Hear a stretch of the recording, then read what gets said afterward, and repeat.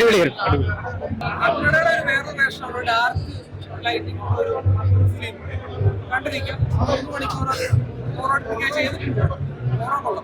ഇപ്പൊ theatre experience വേറെ ലെവലായിരുന്നു.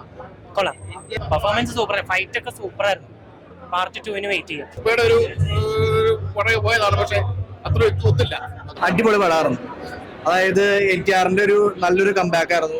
Comeback means നല്ല ആ NTRന്റെ ലെവൽ ഓഫ് സംഭവം തന്നെ അടിപൊളിയായിട്ട് ചെയ്തിട്ടുണ്ട്. അതായത് ഇപ്പോ ഒട്ടുമിക്ക ആൾക്കാരോട് നെഗറ്റീവ് പറയണ്ടേ, പക്ഷെ ഇതൊരു തെലുങ്ക് കൊമേഴ്ഷ്യൽ മൂവി ആയിട്ട് കാണുകയാണെങ്കിൽ ഇത് അടിപൊളി പടമാണ്. അതായത് രണ്ട് റോളും ആളുടെ രീതിയിൽ നല്ല അടിപൊളി. പിന്നെ അനിരുദ്ധിന്റെ മ്യൂസിക് പറയണ്ട, എല്ലാ സിനിമനെ പോലെ അടിപൊളിയായിട്ട് പുള്ളി സ്കോർ ചെയ്ത് വെച്ചിട്ടുണ്ട്. പടം അടിപൊളിയായിട്ട് ചെയ്തു വെച്ചിട്ടുണ്ട്. ക്ലൈമാക്സിലുള്ള ഒരു സീൻ എന്ന് പറഞ്ഞു കഴിഞ്ഞാൽ ഭയങ്കരമായിട്ട് എനിക്ക് തന്നെ ഭയങ്കരമായിട്ട് റൊമാൻസിഫിക്കേഷൻ വന്നായിരുന്നു. നൈസായിരുന്നു ആ ഒരു സീൻ, ക്ലൈമാക്സിലുള്ള സാധനം. പിന്നെ ഇതിൽ നമ്മുടെ ഷൈൻ ടോൺ ജോക്കയുടെ ഒക്കെ പെർഫോമൻസ് ഒക്കെ നൈസായിരുന്നു. ഇതിൽ എടുത്തു പറയാനുള്ളത് എല്ലാവരും തമിഴ് അല്ലെങ്കിൽ തെലുങ്ക് പോയി കാണുന്നതായിരിക്കും നല്ലത്. മലയാളം കണ്ടെങ്കിൽ ഭയങ്കര കോമഡി ആയിട്ടാണ് എനിക്ക് ഫീൽ ചെയ്തേക്കുന്നത്. ഭയങ്കരമായിട്ടുള്ള ക്രിഞ്ചായിട്ടുള്ള ഡയലോഗ്സ് നമുക്ക് ഫീൽ ചെയ്ത് മലയാളം കണ്ടുകൊണ്ടാണ്.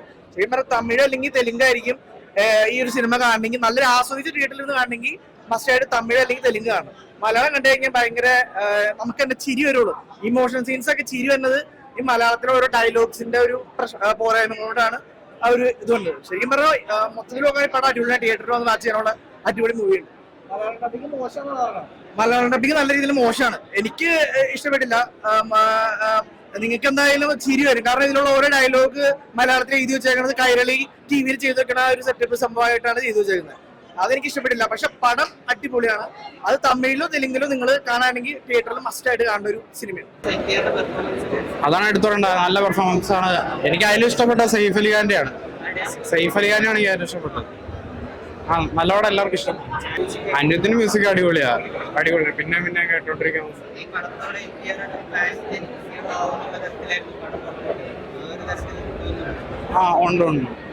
പടം കൊള്ളാം, പക്ഷെ മലയാളം ഡബിങ് പോരാ.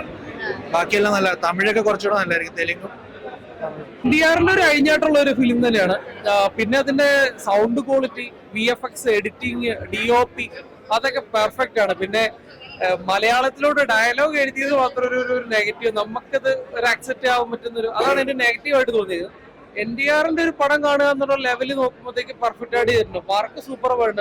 അനിരുദ്ധിന്റെ ആണ് മ്യൂസിക്. അത് പടത്തിന്റെ സ്റ്റാർട്ടിങ് തൊട്ട് എൻഡിങ് വരെ പ്രേക്ഷകരെ പിടിച്ചിരുത്തിയിട്ടുണ്ട്. ഒരു കന്നഡ സിനിമ RRR കാണുമ്പോൾ ഒരു വൈബ് കിട്ടുന്നില്ല. NTRന്റെ ഒരു ആക്ടിങ് സ്റ്റൈലുണ്ടല്ലോ, ആ സ്റ്റൈൽ വെച്ച് നോക്കുമ്പോൾ പടം പെർഫെക്റ്റ് ആണ്.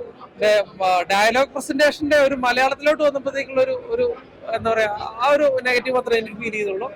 ഓരോ കൊള്ളാം, കണ്ടിരിക്കാം. പിന്നെ സെക്കൻഡ് പാർട്ട് വെച്ചിട്ടാണ് പടം നിർത്തിയേക്കണത്.